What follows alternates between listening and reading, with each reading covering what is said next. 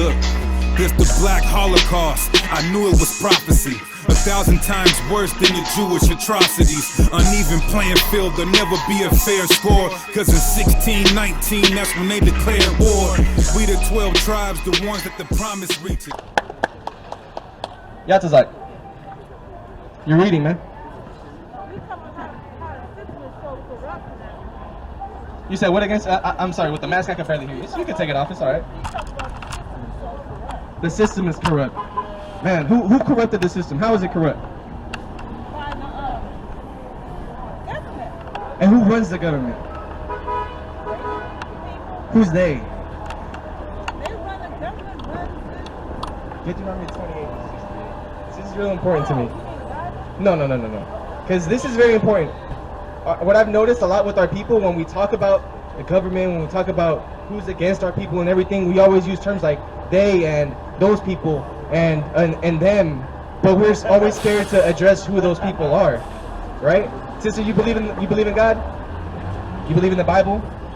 You do? Okay, all praise. I'm gonna read you something, right? Get 28:60. I'm gonna just go. I want to make a quick point on here. Okay, this is the book of Deuteronomy, chapter 28, verse 68.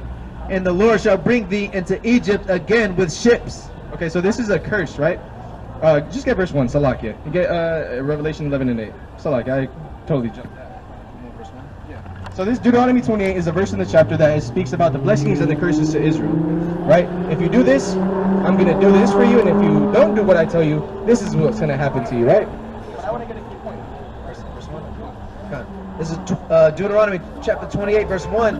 And it shall come to pass, if thou shalt hearken diligently unto the voice of the Lord thy God, to observe and to do all his commandments, which I command thee this day, that the Lord thy God will set thee on high above all nations of the earth.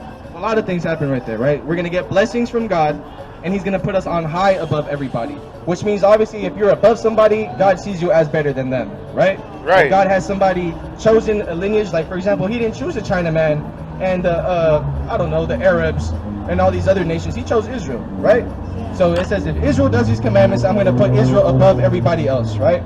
But then verse 15 says, if they don't do it, now you're going to be the tail. Now you're going to, all these curses are going to happen to you. But I want to get a specific curse, right? Verse 68. And if I were to ask you, sister, what's your nationality? What would you say? Like, what are you? African American? So here's the thing. There's a whole bunch of countries in Africa, right? There's even white people in Africa. Are you the same as those white people? They would technically be African American too, right? So what are you? You're black. If I ask an Asian man what is he, he's not gonna say I'm yellow, right? If I ask a Caucasian what he is, he's gonna say white. But that's them trying to make themselves better. That's them trying to say I'm pure when they're really pink or red. You know what I mean? So if I were to ask you, sister, what's your nationality? Get Jeremiah 17:4. You're an Israelite, yes. Okay, that's what we're gonna show you. That's what we're gonna show you, right? Because here's the thing: when you go to the store corner right there and you talk to the Arab man, he's gonna say, "Hey, what's up, cousin? How you doing, cousin?" Why? Because those people know exactly who they are in the Bible. They know they're Ishmaelites, right? They're related to us, right? So here's the thing. But there's a reason why you don't know, right? 17:4. Book of Jeremiah, chapter 17, verse 4. Check it out. And thou, even thyself,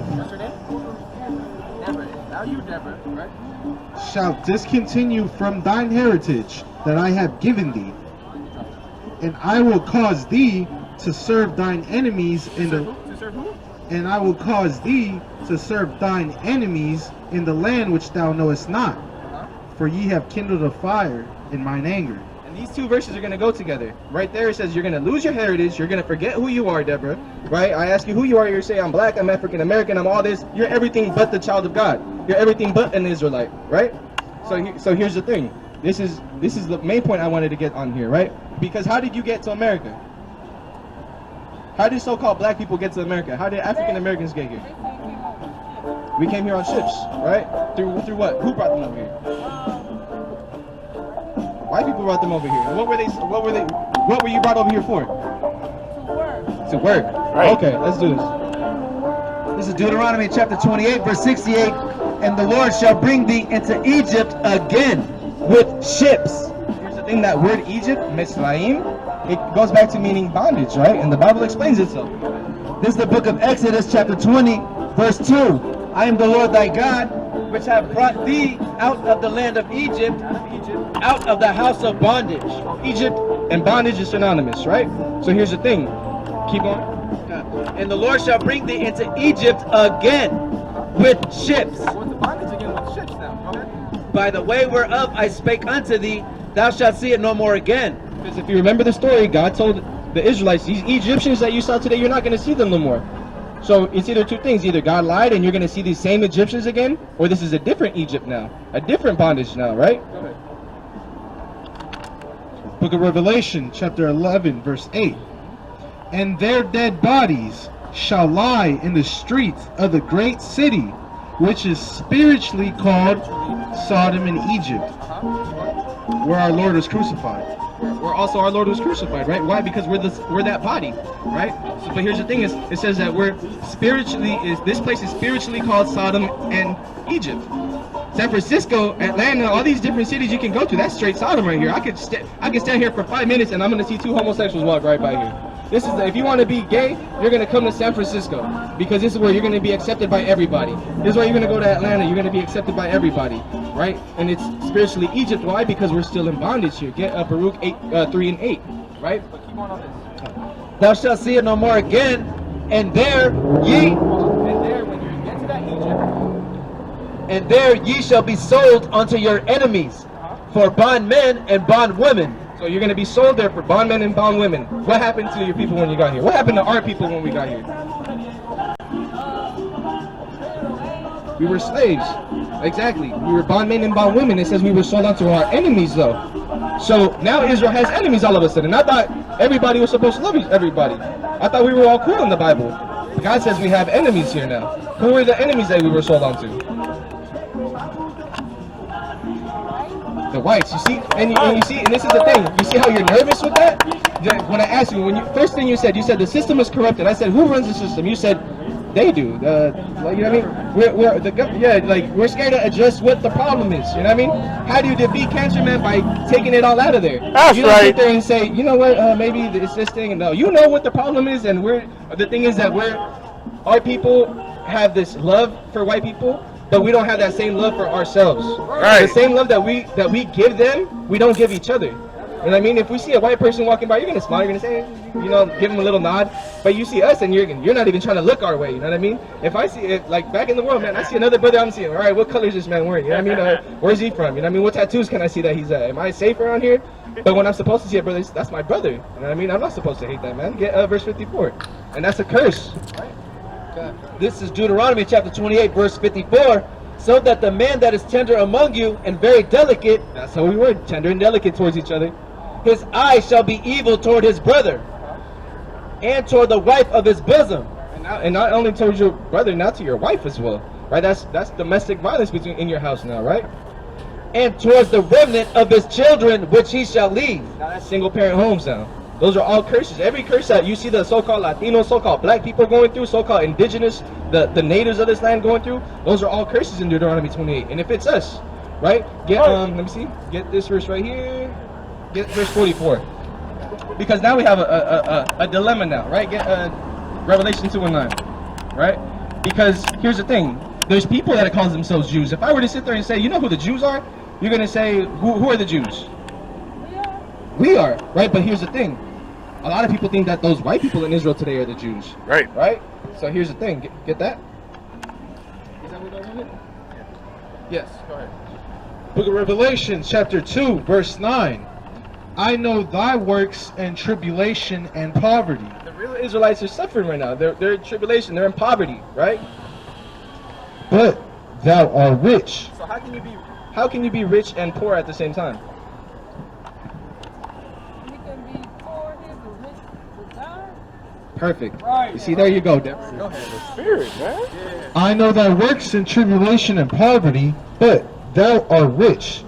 And I know the blasphemy of them which say they are Jews and are not, but are the synagogue of Satan. So now get Ezekiel 36 and 5. So now there's these people in Israel. There's these people calling themselves Jews. And not only are they calling themselves Jews, now they're in the land of Israel, right? And the Bible speaks about who those people in that land are, right? That's right. Let me get that real fast. I'm going to get that real quick. 36 and 5. Okay, you get yours for now. Verse 44.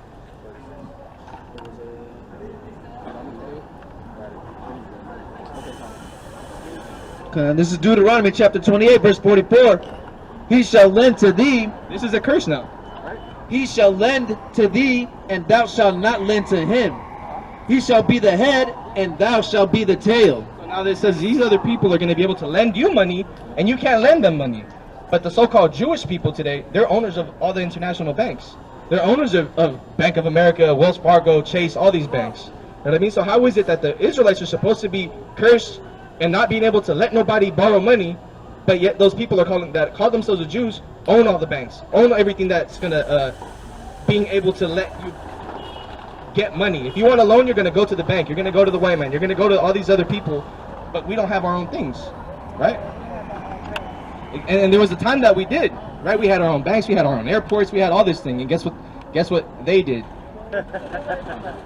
Not only that, they bombed it. That's right. They bombed it. This is called, what is it called? Black Wall Street, right? So here's the thing, and there's a whole bunch of black cities that were flourishing and got destroyed and got turned into like lakes and stuff like that, right? So get that 36 and 5. Not only are they calling themselves the Jews, they're in the land now, right? Go ahead. Book of Ezekiel, chapter 36, verse 5. Therefore, thus saith the Lord God, surely in the fire of my jealousy have I spoken against the residue of the heathen. The heathen, which are other nations, right? Go ahead. And against all Idumea. Idumea is a Greek word, or is a word right there for meaning Edom. So we can touch on that for a little bit. Go ahead. Against all Idumea, which have appointed my land into their possession. So keep going. And with the joy of all their heart, and with despite minds to cast it out for prey.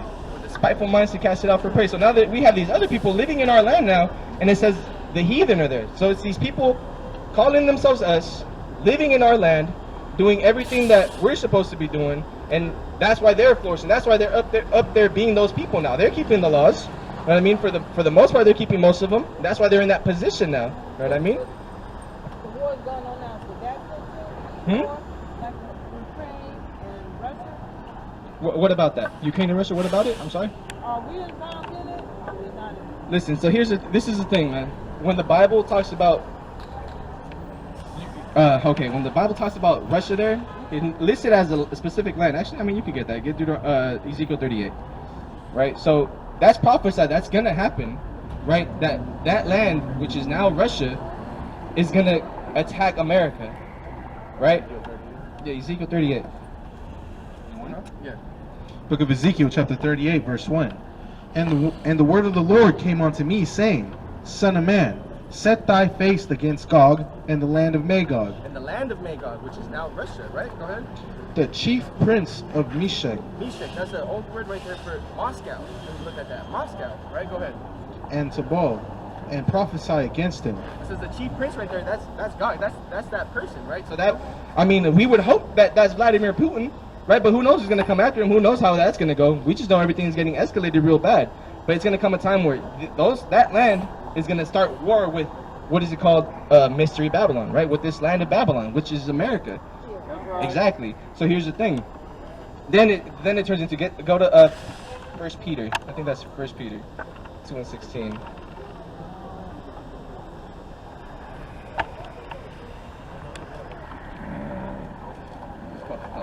I just kind of remember where everything is. Okay, start at verse 16 and read all the way to 18.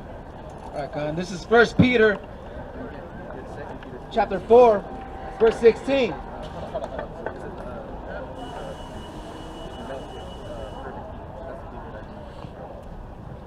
Ready? Go ahead. This is 1 Peter chapter 4, verse 16. Yet if any man suffer as a Christian, let him not be ashamed, but let him glorify God on his behalf, on this behalf. Why? For verse 17, for the time is come that judgment must begin at the house of God. So now when all this is going on, when this whole war stuff is going on, it's going to speed up everything. Now it's going to be, okay, where does that leave us now, right? What are we supposed to do? I mean, we're here, right? So what are we supposed to do now, right? The judgment begins at us, right? And if it first begin at us, what shall the end be of them that obey not the gospel of God? Right, so if it begins with Israel, because it says we're going to be judged by the Most High, right? And it says if what? And if the righteous scarcely be saved, so if the people that are doing what they're supposed to be doing are barely, like how the brother says, by the hair of their teeth they're going to be, by the skin of their teeth they're going to be saved, right? What about it? Where shall the ungodly and the sinner appear? So if the people who are doing what they're supposed to be doing barely are going to get saved, where are the ungodly going to be? Where does that leave the ungodly, the people who are not doing the commandments? Right? So now it leaves us, what are we supposed to be doing then? Right? Okay, you got that? Go ahead. Because, like I said, this poster right here, the Bible, get 2nd Ezra 16, and I think it's 15, or 14, one of those two. The arrows. The Bible specifies how this is going to happen, right? Book of 2 Peter, chapter 3, verse 10. But the day of the Lord will come as a thief in the night. You're not going to know when it's going to happen, right? Go ahead. In which the heavens shall pass away with a great noise, and the elements shall melt with fervent heat.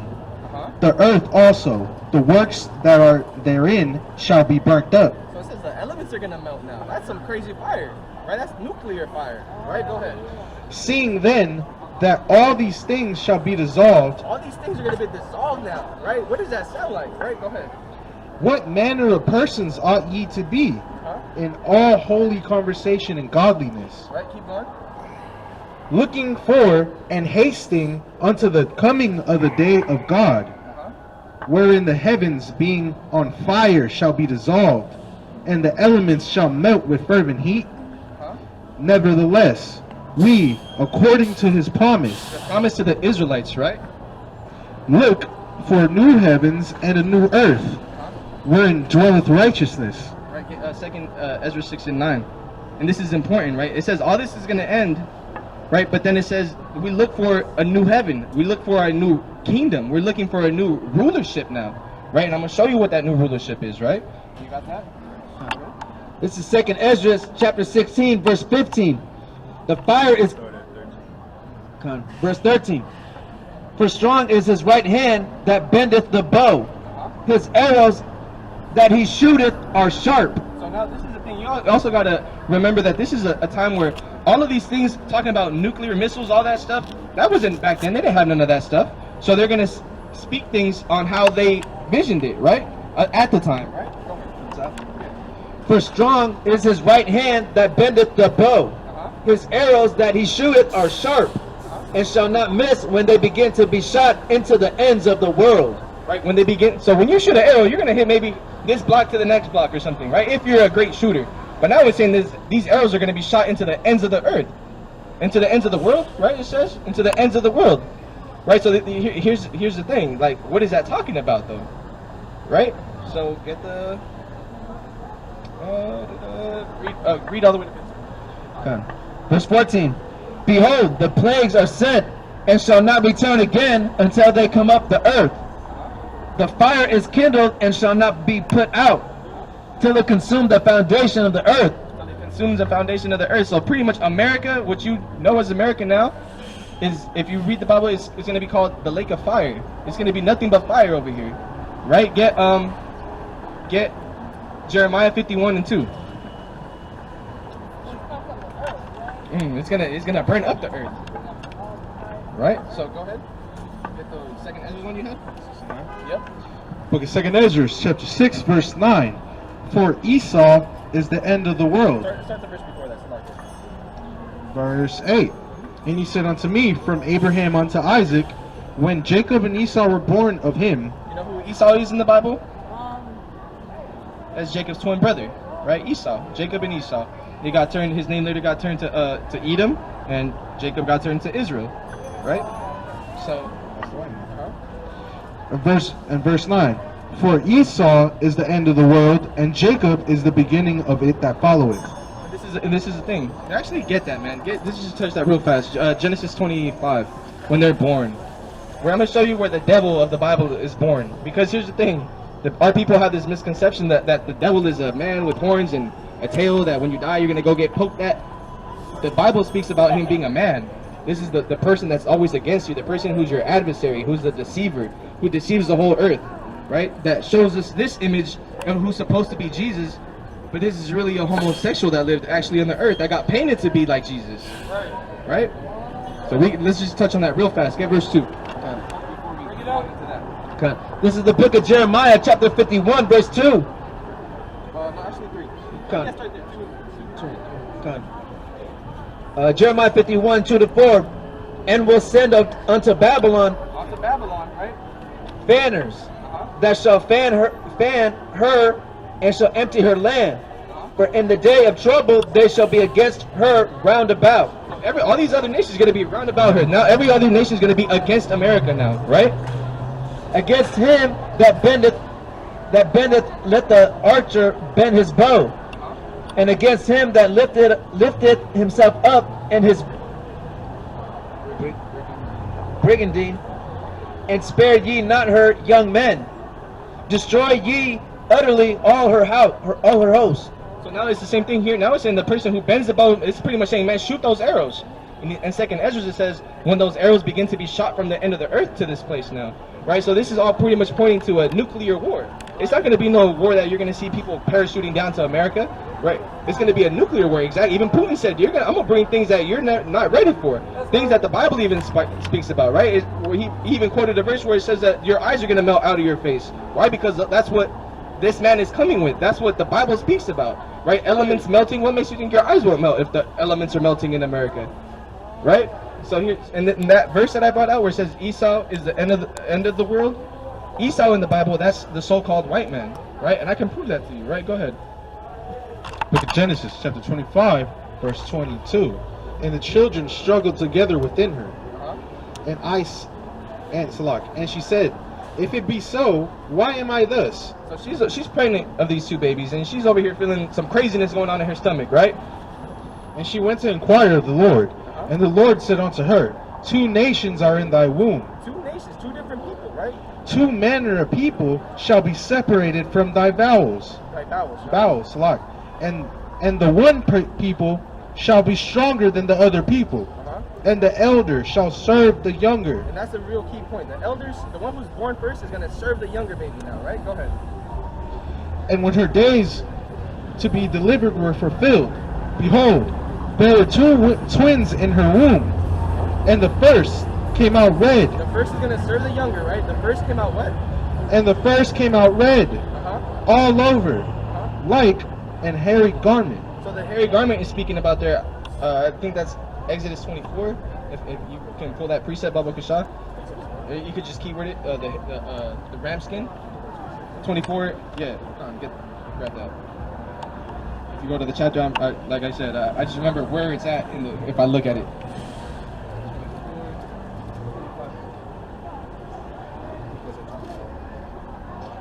Right there, 24 and 14.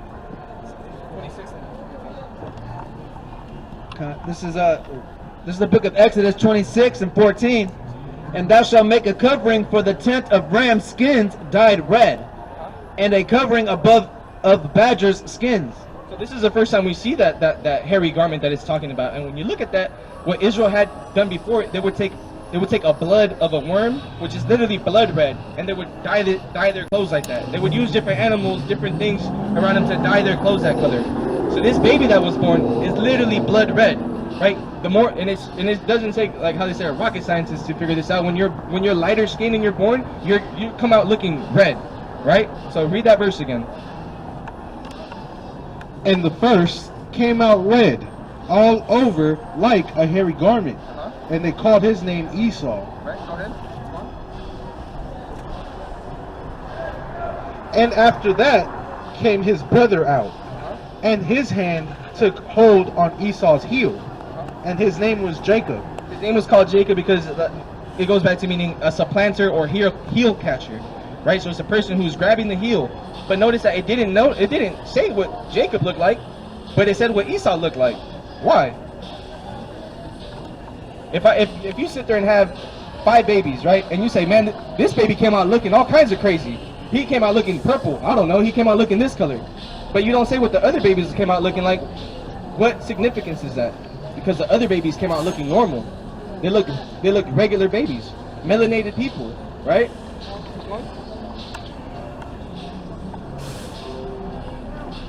And Isaac was 80 years old when she. And Isaac was 80 years old when she bare them. Just to finish the verse off, right? So here's the thing. Later in history, according to what the Bible is speaking about, Jacob was later hated by Esau, right? Esau's people were always against the Israelites now. Right now it's even a commandment to remember what they did to our people, right? Because later, these people who did all this to us, here, I want to get something real fast. So when these people, right, these Edomites, these white people, these Caucasian people who are now the Caucasians, right? Because like I said, everybody descends from somebody. You would be an Israelite the same way these white people would be an Edomite. Now, so did you know that God hates? He hates who? Yeah, I'm asking you. What does God hate? No, he doesn't. He doesn't hate. Okay, cool. Get Malachi 1 and 4, and get Romans 9 and 13. You should get Malachi 1 and 2, so like, start there. Because we all know that, we always hear God is all love, right? So here's the thing. What did God think about what happened to his people then? He was mad. Why would he be mad? I thought God is all love.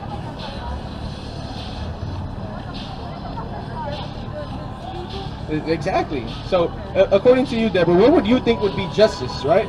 This is the same thing we always ask white people when they come up here. When they're trying to know what we're talking about. I said, look, man, what I'm out here teaching is that the so-called Black, Hispanic, Native Americans were God's chosen people, and I want to know what you think about what your people did to my people. And then after that is, what do you think God should do about it if you believe in God? And if God is a just God, right? What do you think should happen for that?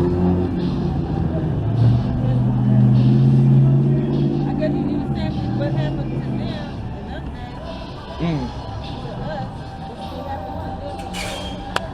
to us, Okay, cool. That's look, Deborah, you like the other guy said that came up here. Look, you're an intelligent person, right? and that's the thing. Our people are very scared to say these things. But I'm gonna show you first on that topic that we were just on, right? Malachi 1 and 2. Book of Malachi, chapter 1, verse 2. I have loved you, saith the Lord.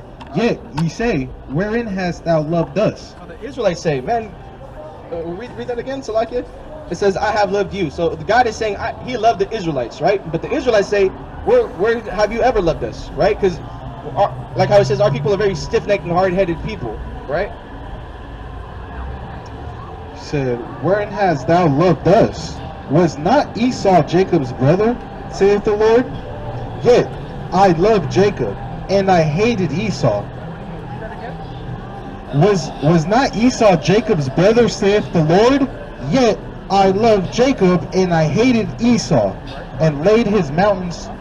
Verse 4. Do you agree with that saying? The Bible just said that God hates Esau, but loves Israel. Have you ever heard that before? Okay, what do you think about that? Like you said, there's a reason for everything though, right? Okay, go ahead. Was not Esau Jacob's brother, saith the Lord? Yet I loved Jacob, and I hated Esau. Verse 4. Whereas Edom saith, we are impoverished, but we will return and build the desolate places. Saith the Lord God, saith the Lord of hosts, they shall build. So here the Edomites are saying, I'm going to build up everything that God destroyed of me. Right? We'll get that. Hold on. But I will throw down. God is saying, you're going to build it up again, but I'm going to knock it all down again, right? And they shall call them the border of wickedness. Border of wickedness, the beginning and the end of wickedness. Go ahead. And the people against whom the Lord. Hold on, it just said the people, not just the person Esau. Now it's saying the people, right? The border of wickedness and the people against whom the Lord has indignation forever. Now, just for a little bit. Who the Lord has indignation forever. Not until just Jesus comes back, because why? Get that in Romans? Get that? Okay. Because here's the thing, we know here, Jesus came and he died for everybody, and you know what I mean? We can touch on all that too, but here's the thing. This is Romans, the book of Romans is after Jesus died. And here Paul is quoting that same verse. Why? Because God doesn't change, right? Book of Romans chapter 9 verse 13. As it is written, Jacob have I loved, but Esau have I hated. Even in the New Testament, God hates right there. Right? And you know how I said it says they're going to build up the desolate places? This is how their buildings look like right then. Look, shout out to the camera too.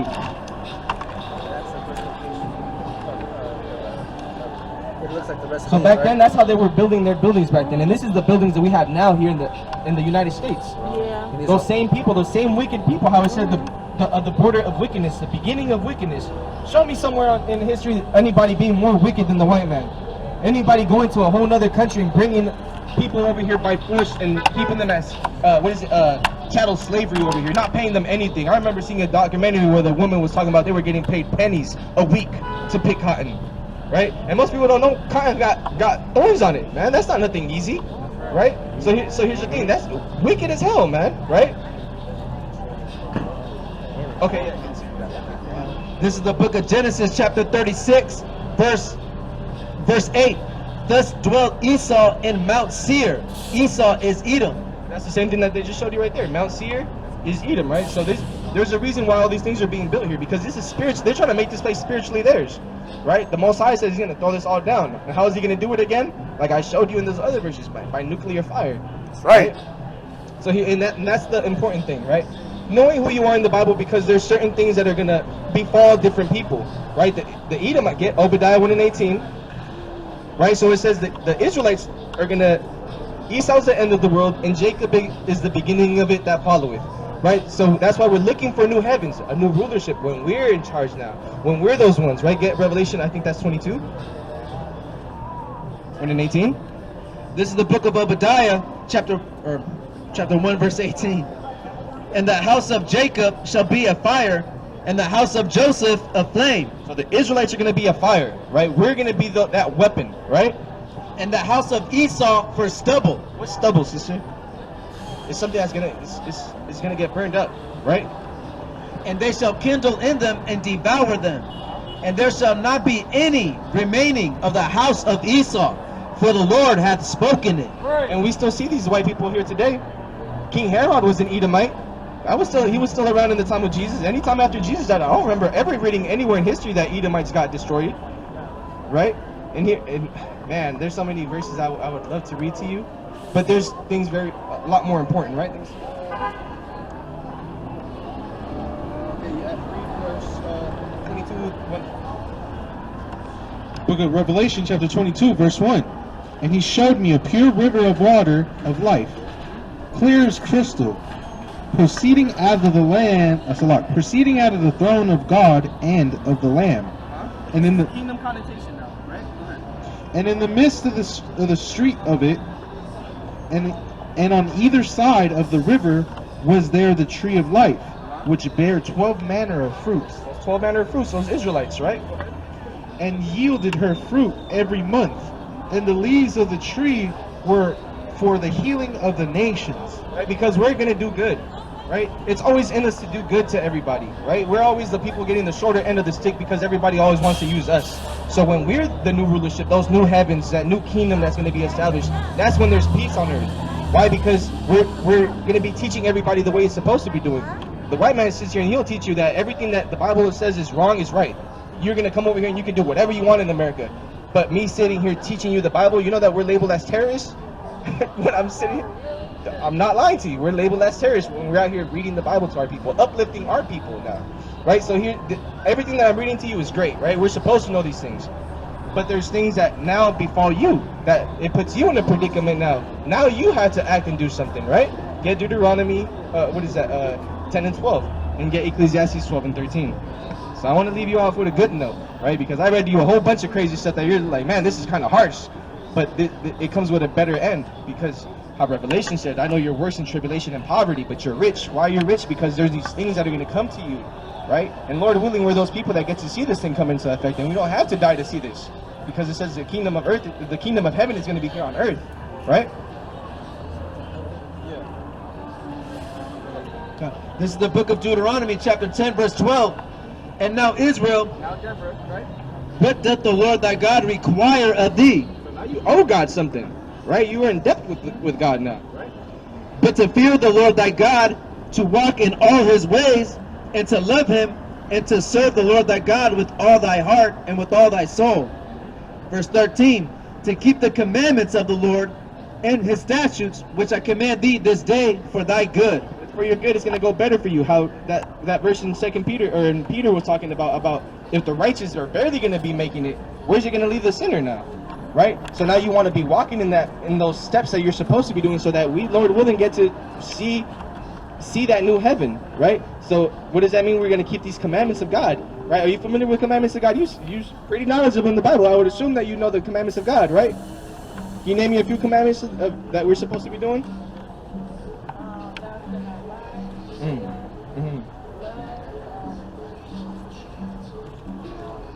You don't kill, right?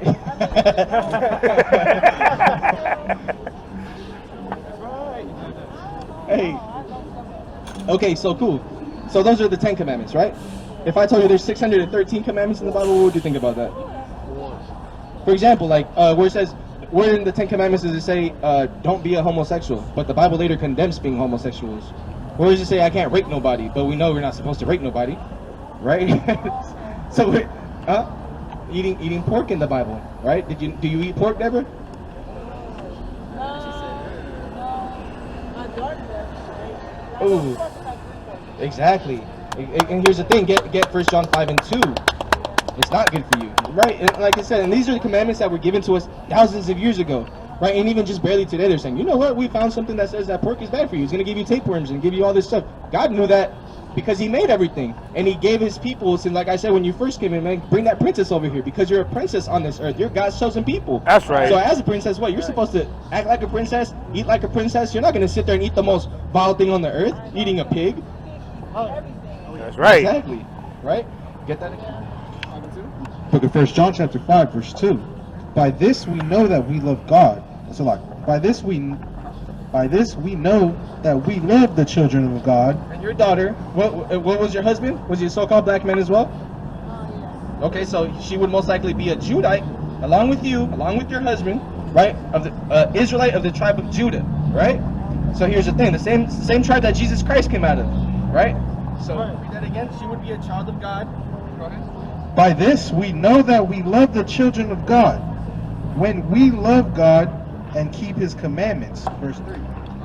For this is the love of God, that we keep His commandments, and His commandments are not grievous. Like I tell brothers all the time, it's nothing hard to keep the commandments. You can sit there and buy lamb, buy beef. You don't have to buy pork, right? So if you love your daughter, you're gonna feed your daughter what she's supposed to be eating, right? That's right. Give her that good food, right? So, and here's the thing: get Isaiah 66-17. I was talking to these Christians earlier, right?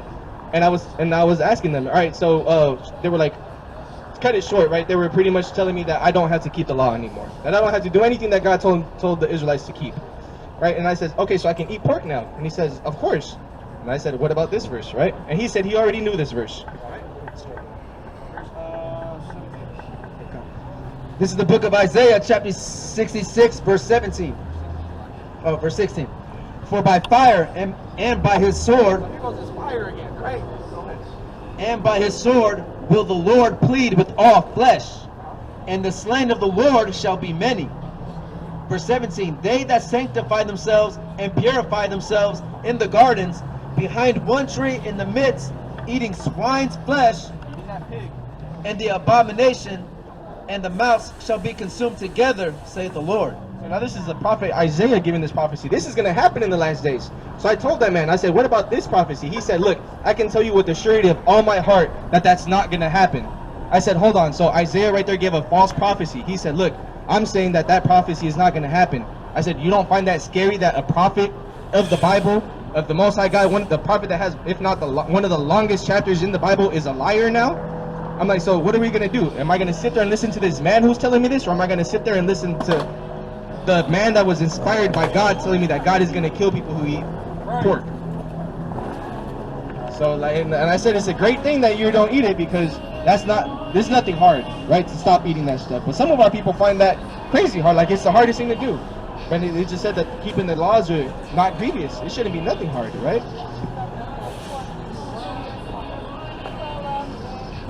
Numbers 15:38. I'm gonna leave you with 2 more verses. Okay, Salag. And I'm sorry, and I'm very thankful.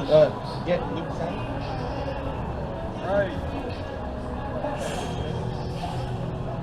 And I'm gonna get this verse for you, right? Because something to help you remember the commandments, right? And did you get a flyer? Did anybody get you a flyer? Okay, all praises. Book of Numbers, chapter 15, verse 38. Speak unto the children of Israel, and bid them that they make fringes in the borders of their garments throughout all their generations. These brothers right here, they're wearing fringes, right? These things are fringes. I'm wearing them, but I'm wearing my tzitzis today, right? That's a different verse. That's Deuteronomy 22 and 12 or 20 and 12. So these are things that the Most High commanded us to wear, right? Why? Everything has its reasons, right? And throughout all the generations, that they put a fringe of borders, that they put upon the fringe of the borders a ribbon of blue, and it shall be unto you for a fringe, that ye may look upon it and remember all the commandments of the Lord and do them. Don't just remember them. Now you're gonna do them because you see these things, right? And that ye seek not after your own heart and your own eyes, after which ye used to go whoring. Read the next verse. That ye may remember and do all his commandments and be holy unto your God.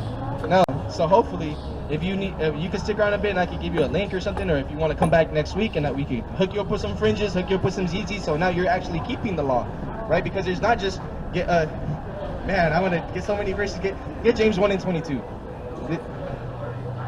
Before I get this last one, did you find the one I was talking about?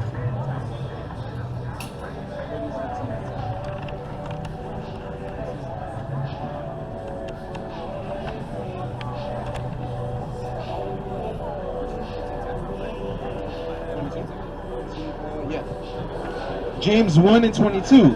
But be ye doers of the word, not hearers only, deceiving your own selves. Because you're not going to deceive God if you're saying I'm going to do this and you don't do it, right? But be doers of the word, so you're not deceiving yourself. Now you're just lying to yourself, right? So this is the thing. So I would hopefully you repent, right, from everything that you've done, any sins that you have done, and now you're really believing in the Most High through the knowledge of you being an Israelite, right, of the tribe of Judah, right? The Most High God, his name is Yahweh. That's how you say it in Hebrew, Yahweh. And the Son's name is not Jesus, it's Yahweh Shai. That's how you say the deliverer, the redeemer. Because obviously we know Jesus was a Hebrew. He wasn't out there speaking Greek. His name was not Jesus. The letter J did not even exist until 100 years ago. Right? So what was his name? His name was Yahweh Shai. That's how it's on that flyer, right? So now you call on that name. Right, that's the name that like it says in Sirach 1 in the preface, right? There's power in the Hebrew. There's power in our tongue, right? That's why the so-called black slaves were speaking Hebrew. That's why they had these chants, right? Speaking in Hebrew. Most of those slave names ended up with Yah at the end. What is Yah short for, man? Yahweh, right? Get that verse. This is the book of Luke, chapter 15, verse 10. Likewise, I say unto you, there is joy in the presence of the angels of God over one sinner that repented, right? Over one person that finally heard this truth, right? The truth of the Bible, right? And I mean, and with that, if you have any questions, if you have any questions of anything that I've mentioned to you, you resonated beautifully with everything, you understood everything, right? And man, and with that, I want to say, Kal Halal Yahweh Ba'Shem Yahushai, say Shalom.